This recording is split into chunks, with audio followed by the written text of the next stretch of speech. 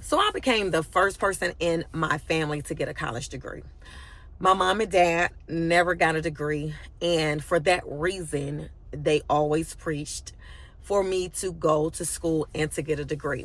Once I started going to college, I kind of became addicted to education, right? So I ended up with a bachelor's in psychology, a master's in public administration, a PhD in counseling studies, a postmaster's, college certificate in college teaching, and it just went on and on and on. So I ended up accumulating in over $200,000 in student loan debt.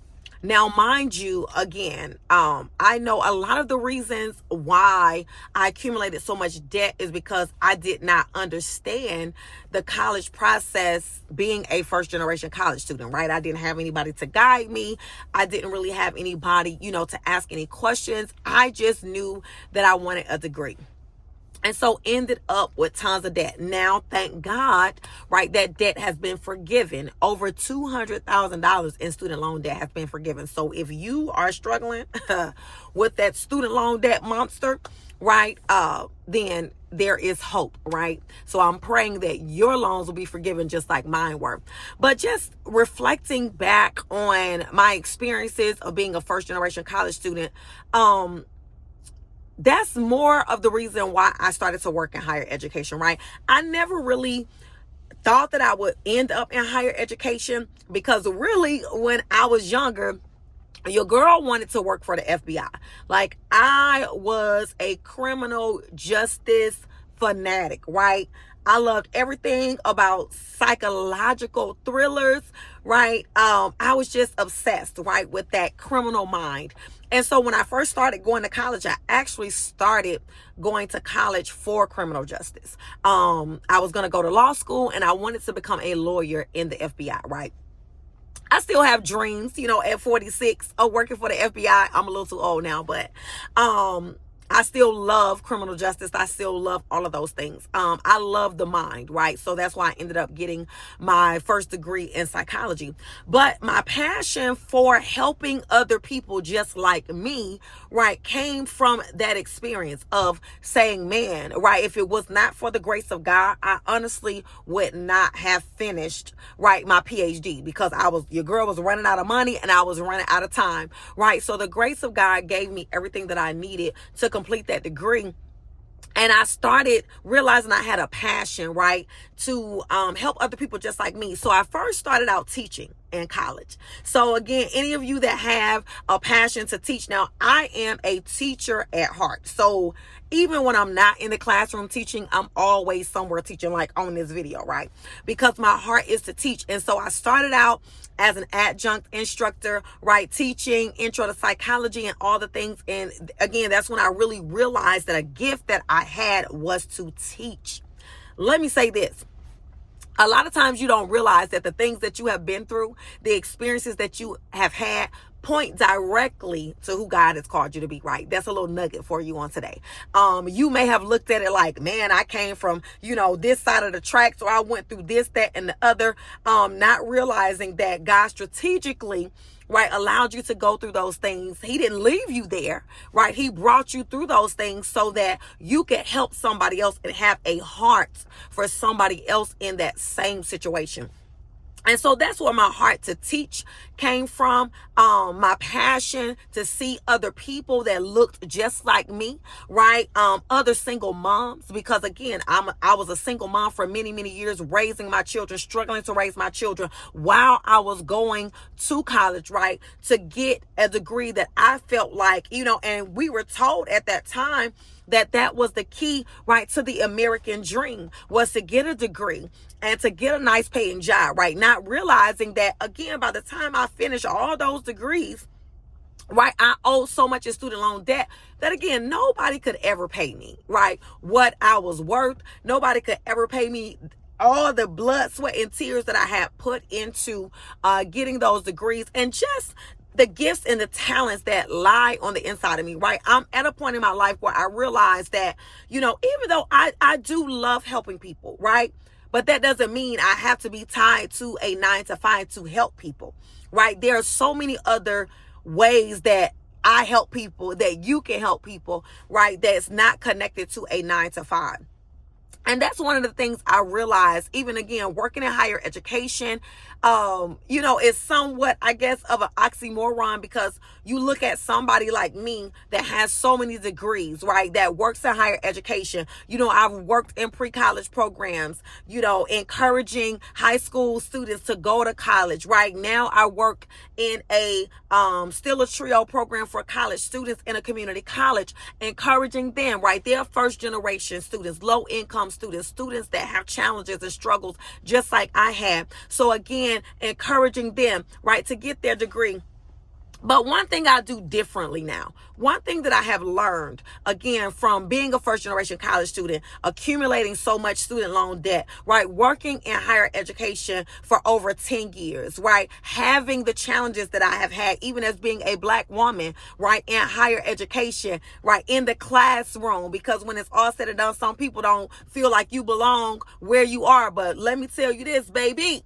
If God told you, if he positioned you and put you where you are, can't nobody tell you where you don't belong. Can't nobody move you. Can't nobody close the door that God has opened for you. Okay. So let's just put our stake right there in the sand. So yeah, I've had all of those type of experiences. And one thing I've come to realize when it's all said and done is I can't allow anyone, right, to control my destiny. Nobody other than God. Right. And I know that God has placed so much on the inside of me, again, that cannot be tied down to one particular place. Okay. And so I know, which I've said before, that by the end of 2025, God has already begun to minister to me and let me know, right, that I'll no longer be tied to a 9 to 5, that I will be free to help people even more than I already have. Right. God has put the gift of mentorship, right, in me, the gift of teaching, of helping other people understand who they are, how to utilize their gifts, their talents and abilities. And let me say this. There is nothing wrong with a 9 to 5, because honestly, again, I truly believe what God does. I think what happens is we misconstrue God's purpose for a 9 to 5, and we allow it to hinder us instead of propel us forward. Right? Your 9 to 5 should be your training ground. It should be the place where you are gaining experiences, right? Where you are learning more about who you are. You're learning more about your strengths as well as your weaknesses, things that you need to work on.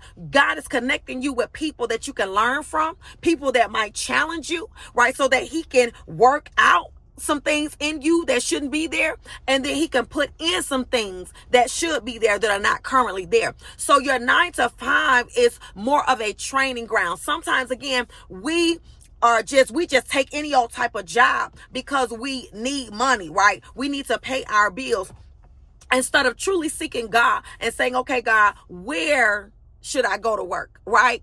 What in this season of my life? Because again, God is a God of times and seasons. So God, this season of my life, like, where should I be?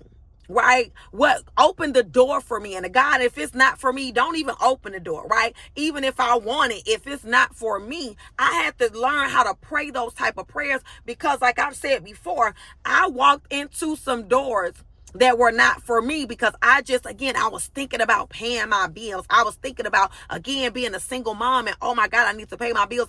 Right? And when it's all said and done, if God is truly our provider, right, he will supply all of our needs according to his riches and glory. And so if we take time and we pause and we're not so much in a hurry, right, to do things our own way, then God will, make our path straight, right? He will open the doors that need to be open for us. And so I'm grateful, right, for the last 10 years of working in higher education. I'm grateful. I thank God, because I've learned so much, again, about myself.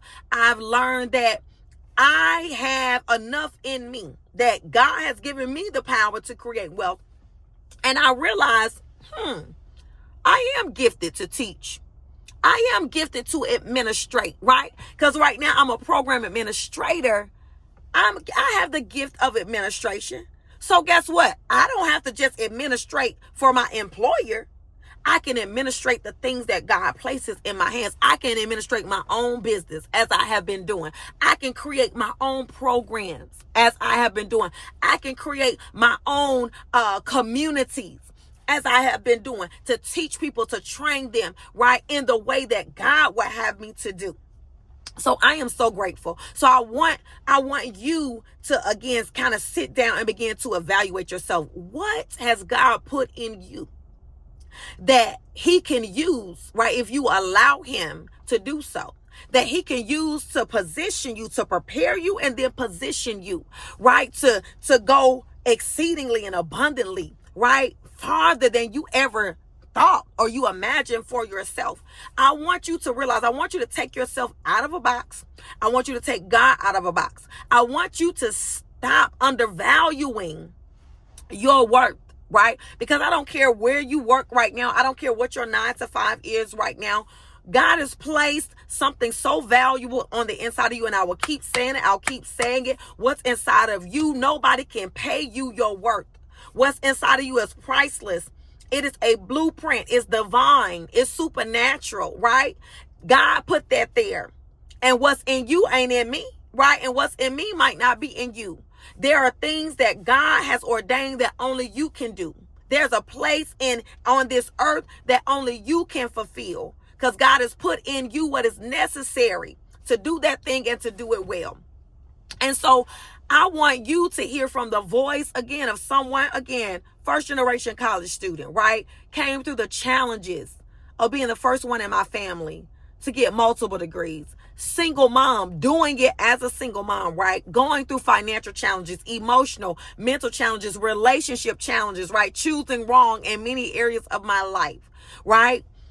Coming from, right, being on government assistance, living in apartments, living in, some places that I didn't necessarily want to live in at that particular point in time, but believing that God would bring me out of that situation, which he did, and allowed me 2 years ago to purchase my own home, right, my first home, right, trusting and believing God that I had the gift of entrepreneurship, right, helping me to build businesses, right, create multiple streams of income. Like, it just goes on and on and on. Not to boast and not to brag. Please, please, please see and feel my spirit when I say this. It's not about that. It's to speak to you the possibilities. Because again, just like me, right, there were times where I doubted my ability. There were times where I doubted the greatness that God had placed on the inside of me, not just for me, but to have an impact in the lives of other people, to encourage other people, to inspire other people. That with Christ, with God, all things are possible. That greater is he that is in them than he that is in the world, right?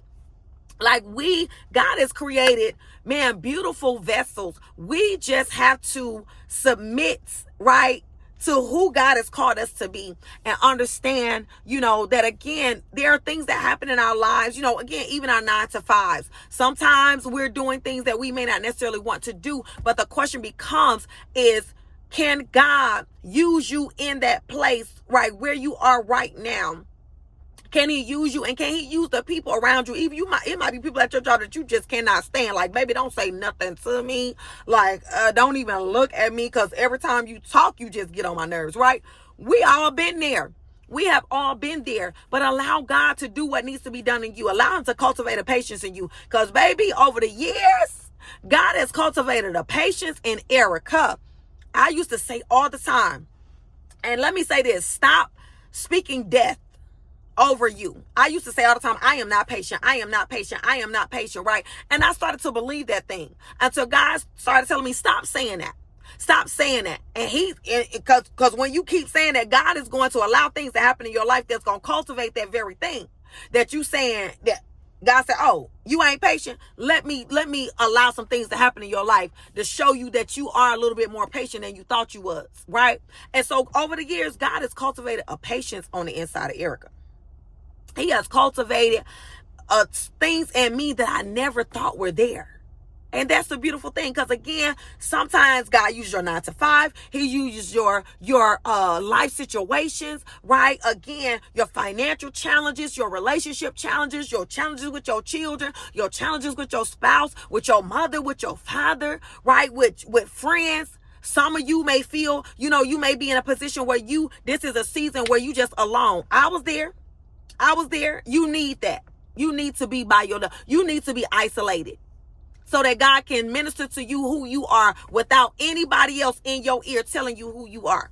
That's why God allows us sometimes to be on the backside of the desert, so he can say, this ground that you standing on, this belongs to me. And my voice is the only voice that matters. So in this season of your life, understand that wherever you are, right? This is just my experience, right? Understanding now even more so at 46, after being in, higher education over 10 years, going through what I went through, right? Educational challenges, debt, all of these things. I'm just coming to a place where I'm understanding more and more that it was all necessary. And that, as God says, as the word says in Romans 8:28, right? And we know that all things, they work together for our good, right? When we love God and we're called according to his purpose, I want you to know that thing is working for your good. Everything in your life, even if you don't understand it, it is working for your good. And you're going to be all right. You are going to be all right. Just trust God, depend on him, and know that he going to cause that thing to come full circle.